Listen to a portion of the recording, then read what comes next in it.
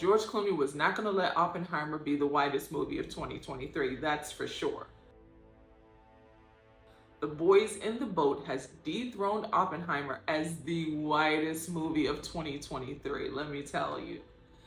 Like, there is not a single black person in this movie. At least Oppenheimer had one. I don't even know if this is on your radar. Have you even seen a trailer? I don't think there's any promotion behind The Boys in the Boat at all.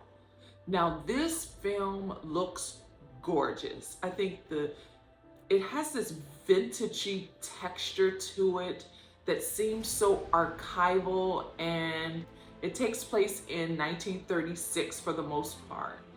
And it looks like it was filmed in 1936, somewhat. I think it looks good. This film, cinematically, it's beautiful. And I think the drapery, the wardrobes are so beautiful. All of the costumery looks good. They encapsulated the 30s so beautifully.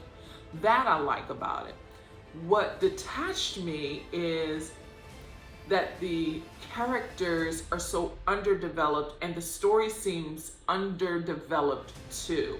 This is centered around Joel Edgerton's character, who plays a coach that coaches this junior varsity crew team that has no previous experience. And he is training them not only to finally put this university, this Washington University, on the map, really, to win some matches, but also to win or at least qualify for the 1936 Berlin Olympics. I didn't know that America had a crew team and that this crew team won the 36 Olympics at all. And so I didn't know, I wasn't familiar with these characters, and I think that's a big piece missing from this film, that the introduction to these real people, I don't think it was seamless at all. It just seems so undercooked and underdeveloped. There's a budding romance between Callum's character and his childhood sweetheart. I didn't feel like rooting for any of them because I just didn't know them. I think it's missing that connection.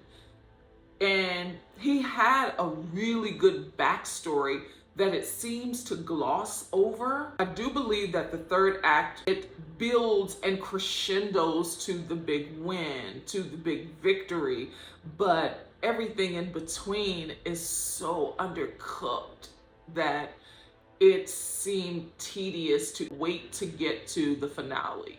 But the finale is very emotional, and I felt really proud. But I had no idea that they had beat Germany, who had won 6 previous Olympics. So that's what I feel. I think it looks good. I think it's directed well. I think George Clooney did a wonderful job there, and I think the cinematography is good, and of course the wardrobe's stunning. But the rest of it just seems so underdeveloped and unready. I would like to know more about this. I mean, I like that the difference in sports biopics, what George Clooney does here, a lot of sports biopics really concentrate heavily on the protagonist relationship, the romantic relationship the protagonist has, and their past. So it tries to capture, you know, the traditional beats, but there's no connection. Like I think he stayed a lot in or on the water because this is a crew team that rows. And so they do stay on the water.